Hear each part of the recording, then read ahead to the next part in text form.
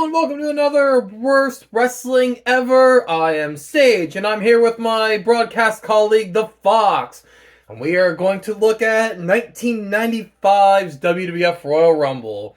What is considered to be one of the worst Rumbles, right? There's like many people consider it to be the 95 to be the worst Royal Rumble match. And so we decided to see if the rest of the event matches.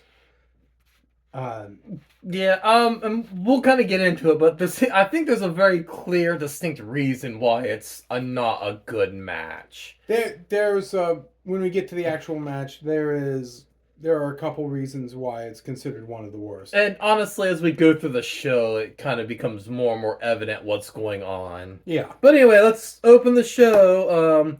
The first superstar we see on the show, I made note of this because this is interesting. Because when Pamela Anderson showing up, she's like there. Yeah. But the first superstar to appear on camera is Dink the Clown, which I thought was funny. But yeah, so limo pulls up. Practically the whole locker room greets Pamela Anderson and are all disappointed when she just goes into her dressing room. I mean, I don't know what they were thinking. It's like Doink had a shot, right? I don't know. Doink probably has a better shot than a lot of them. Even though Mabel would later become Viscera, he was not yet the world's greatest love machine yet. But when you're talking about Doink having a shot, well, they're saying if you can make her giggle, you can make her jiggle. So, despite what people tell you, that sounded like a king line. That I don't. That's not a king line. I just heard that. It was somebody, so it was actually somebody in response to like the incel. If you're not built 6'4" and have a bunch of money, you can't get a girl. And a woman was like, "No, the rule is if you can make her giggle, you can make her jiggle. Women want a guy who's funny more than they want a guy who's 6'4" and a millionaire." I could go on a whole rant about the whole incel thing, but that is not That's why we're here. No, it was funny. I think that joke's funny. So yeah. Let's see.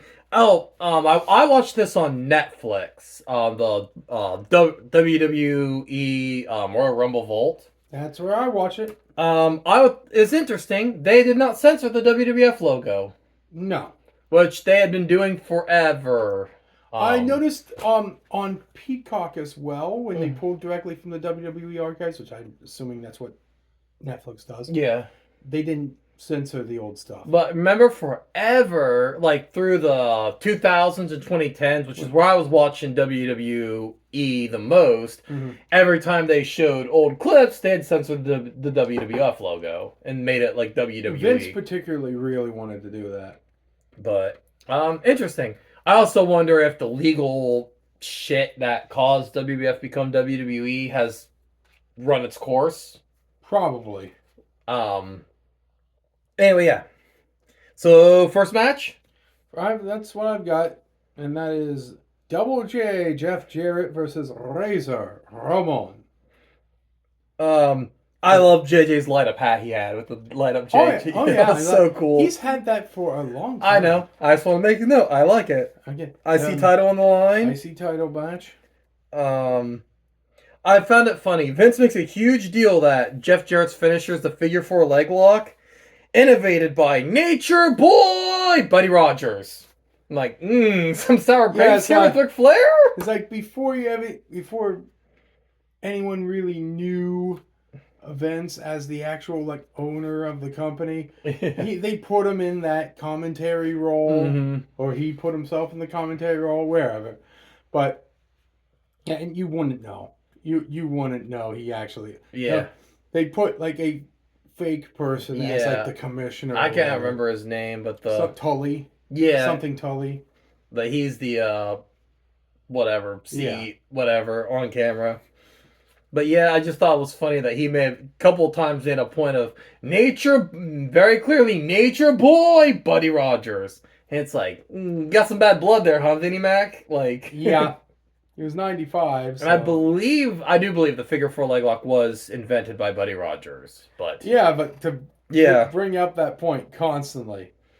I also want to know that Jeff Jarrett has one of the best drop kicks I've ever seen. Jeff Jarrett's drop kick is a thing of beauty. But it ended in a count-out victory for JJ. And Jarrett was not having any of it because he wasn't here to win matches. He was here to win belts. Yep. And so he got on the mic and goaded Razor into restarting the match. With a great line. I know you got yellow on your boots, on your knee pads, on your tights, but you might as well paint a yellow stripe down your back too. I was like, that was a good line. Yeah. See, when he's not in charge of the company and booking himself, Jeff Jarrett is actually really good. Oh, yeah, he was really... Which, a whole other thing, the last run I've seen him in was AEW, and he was pretty good there as the last outlaw. Yeah. The problem just was in TNA during the Reign of Terror, which in fact was worse than Triple H's Reign of Terror. He just kind of got his own shit. Yeah. But anyway, so they restarted the match. Yep. They sold the figure 4 for a long time. He had that locked in. A lot more than I'm used to with modern wrestling. Yeah. They will move things along and get to that break. I know. Like, they very don't quickly. Wrestlers don't hold submissions in matches anymore. It feels like you lock in a submission, they're either right at the ropes or they immediately tap out. You don't.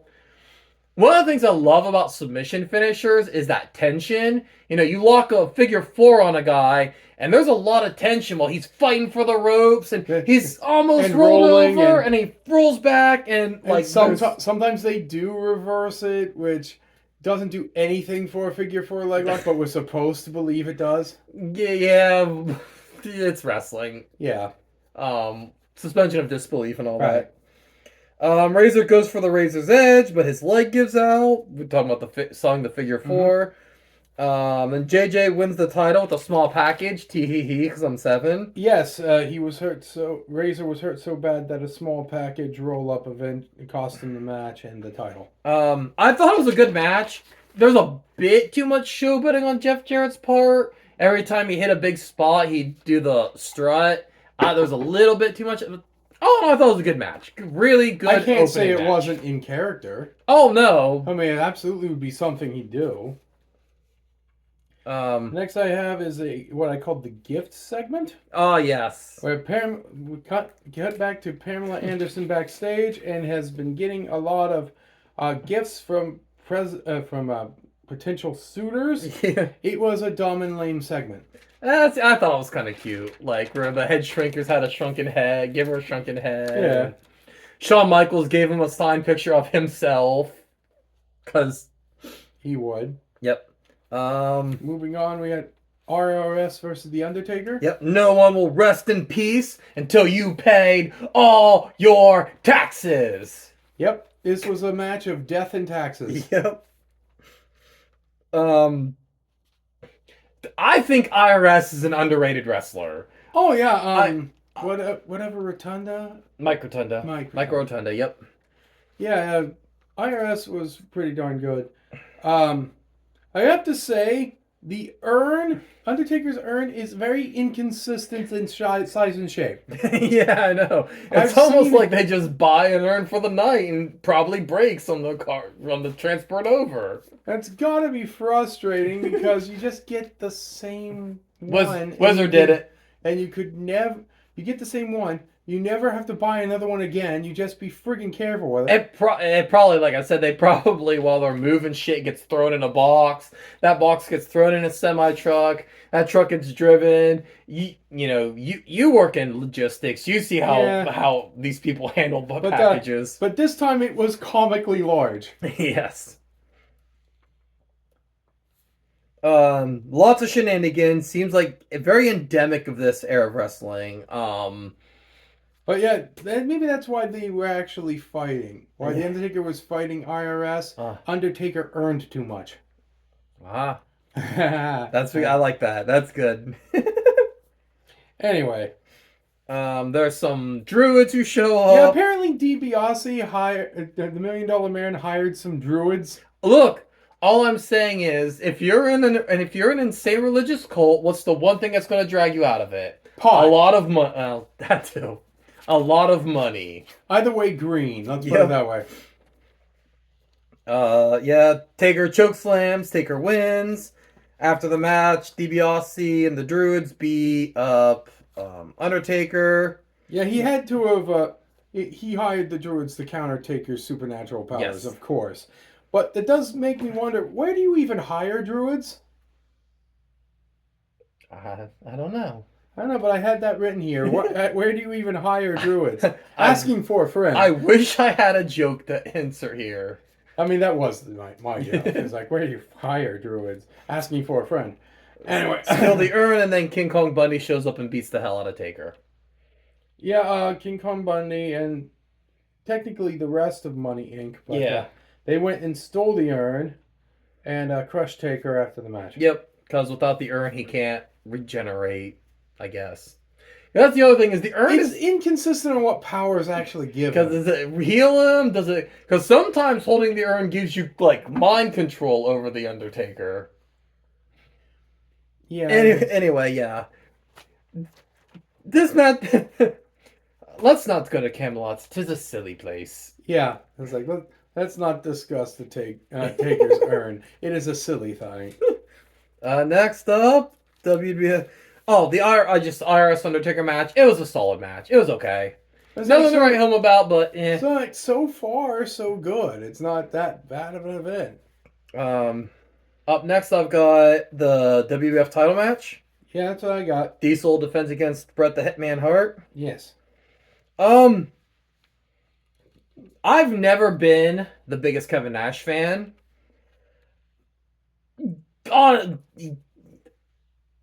Him being considered the worst WWF champion, the few matches I've seen, I'm changing my mind on this because, like, honestly, I thought he did a really good job in this match. This was classic power versus technique. Mm-hmm. It's hard to get a bad match out of Bret Hart. Yeah. So that probably did contribute a bit too, making Diesel look really good because Bret was such a good competitor. Oh yeah, absolutely. But the other thing is, like, one of the things about being carried is you have to be talented enough to be carried. Right. I thought Nash did a really good job selling both his size and power, but also selling Bret Hart's technical offense. Like, yeah.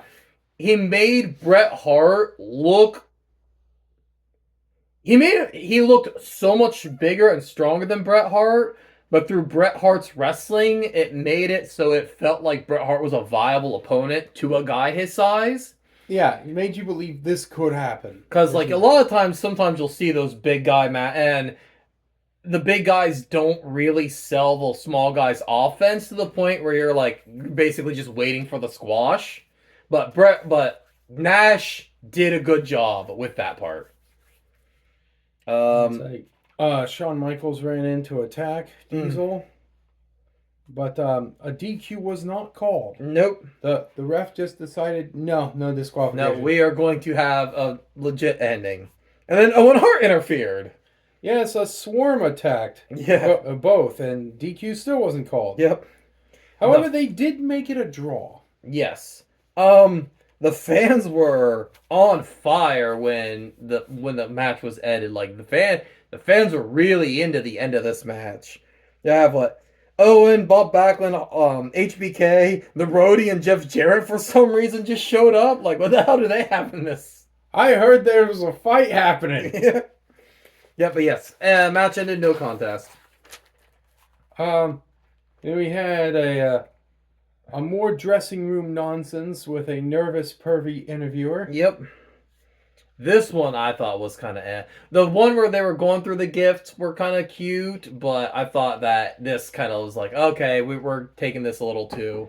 And then Jerry the King Lawler brought out the Magistrator for a segment where he was highlighting stuff for some stupid pervy king nonsense. Yeah, stupid. Don't you just love old school wrestling? Back when dudes could be weird creepers and women were just there to be weirdly creeped on? I'm saying Vince had a certain writing style. Yeah. And also, if you look at the women that really got pushed forward in WWF, Vince definitely has a type. Yeah. Blondes with giant boobs. Basically, yes. Not actually interested in whether or not they wrestle. Oh, heavens no. No, because that wasn't what he did. Next up, Bob Holly cuts a terrible promo, and we get the finals of some tag team tournament. Yeah, apparently is end result for a number 1 contendership tourney. Yep, Bam Bam Bigelow and Tatanka Buffalo. It's weird because you usually have the championship match at the pay-per-view, not a number 1 contenders shot. My guess is that this was to cool the fans down between... this was kind of a cool-down match between the world title match and then, like, the big Royal Rumble. It's like they might have also known that the tie ending might have ticked some fans off. Yeah. But yeah, you got Bam Bam Bigelow and Tatanka. Versus Sparky Plug and the 1-2-3 Kid. Yeah, it's Bob Holly, Sparky Plug. The wrestlers here, with the exception of Bob, I think are all underrated performers. I like Bam Bam. I like Tatanka. And honestly, I think Sean Waltman gets a lot of hate he doesn't deserve. Yeah, I've never really gotten that. All the times I've seen him work, I was like, why do people hate him? I think he just has a punchable face. Probably. He just does. He does have a punchable face. So we'll give him that. He does have that vibe that you look at him and he's like, I can just tell creepy. You seem like if I touch you, you'd be sticky. Yeah, right. But I always liked Tatanka. I did too. I like Bam Bam. I'm a big Bam Bam Bigelow fan. Both teams were specialized. We had power versus agility. Yep. And this is kind of where I'm going to lead into a little bit of the Rumble and what the problem is. So we're crowning tag team champions, and our options are Sparky Plug and Proto X-Pac, or Tatanka and Bam Bam Bigelow. Like, what is this championship? Yeah, these people would have been honestly better served in the Rumble. Yeah. Probably. But then, like, it's just like, what? Did we just burn through all of WWF stars with Razor Ramon, Bret Hart, Diesel? Yeah, thank you. Diesel. Did we just burn through all? And the answer is yes. Yes, we did. But Holly was beaten up so much he tried to tag Tatanka in. I thought that was great. But after some miscommunication, Kid and Holly got the win. Yep, Tatanka accidentally kicks Bam Bam off the top rope. 1-2-3 Kid gets the win. It was a fine match. And after the match, Bam Bam gets into an argument with Lawrence Taylor, setting up for WrestleMania. Yep. And now the Royal Rumble match. Considered by many to be the worst Rumble. Number 1 and 2 would be Shawn Michaels and the British Bulldog. And at one point, Lex Luthor comes in, and no one else of note or importance is in this match. More to it, it was pretty short because this is the only Rumble where they had a 60-second break between entrants instead of 90 seconds, which they settled on later. Yes. It's short and fast pace because of that. But I noticed, like, who's coming into the ring? We had, what, Mantar, Henry O. Godwin. Oh, yeah, it was... Like, there's nobody on... Like, you watch, there's only 3 people in the entire match that you even can consider having a chance of winning. Maybe 4, because they did have Owen, too. Yeah, I guess. Maybe I am just looking at it from 2025 eyes, but I just know that there was no way that they were going to push Owen like that. Right. But at the time, I could... Okay, I'll see Owen as an argument for 4. But it's like Lex Luger, Shawn Michaels, British Bulldog were the only ones that I think even could have possibly won this match from the booking wise. Too soon between people, entrance, and it was full of nobodies. Just full of nobody. I want to make a note. Shawn Michaels. So this is the infamous Shawn Michaels match where British Bulldog throws Shawn Michaels over the top rope. He skins the cat and comes back in and eliminates British Bulldog. Did you notice that Henry O. Godwin did the exact same thing before? I did not. Yes. I cannot remember. I think it was Dirty Dick Murdoch went to throw Henry O'Godwin over. Henry O'Godwin grabbed him. They both went over the top rope, and Henry O'Godwin pulled himself back in and re-entered the Rumble. So Shawn Michaels didn't even do anything special except for win from the first position. But yeah, Michaels and Davey Boy started the match. Michaels and Davey Boy cleared the ring halfway through the match at one point. Yep. And they were the last two at the end of the match. HBK and Bulldog were practically the only story told during that Rumble match. And that's a crime, because that stories told during the Rumble is one of the big features of the Rumble. But once again, I bring up the fact that there wasn't anybody worth talking about in this Rumble. I mean, Owen and Luger almost had stories, but it was very clear from the beginning who was going to win. Oh, absolutely. There was no suspense, no narratives were progressed. HBK ultimately won after the famous 1 foot touching rule. That was stated from that point on, but I guess was always there. Yeah. And so my final thoughts on this whole thing. It was an awful Rumble match, but ultimately the rest of the event was pretty good. I agreed. I thought the rest of the event was pretty good. The tag team match, and as somebody who just absolutely adores tag team wrestling, I was a little disappointed in. I thought there wasn't really any strength of character in the match. But I thought it was a pretty good match, especially I thought the world title match, for somebody who's not even a Diesel fan, I thought was a really, really impressed by that match. And like I said, I think the problem with the Rumble match is if you look at what are often considered the worst Rumbles, it's when WWF is going through these transition periods where they have this incredibly thin rosters. Another one on the list of among the worst Rumbles was 2000. And that was the one that they just didn't have anybody big in there except The Rock. Yeah. So no wonder he won. And I think another one's considered bad. It's like 2008, 2009 or something. No, 2008 would have been where He Who Shall Not Be Named won, I believe. So I know another one on the list was the one that Roman Reigns won. Yeah. People at the time felt he didn't deserve it. And yeah, it felt forced and obvious as hell, which is what people didn't like about it. Yeah, and they honestly just wanted Bryan Danielson. I picked 95 because I felt there was enough to talk about the 95 Rumble.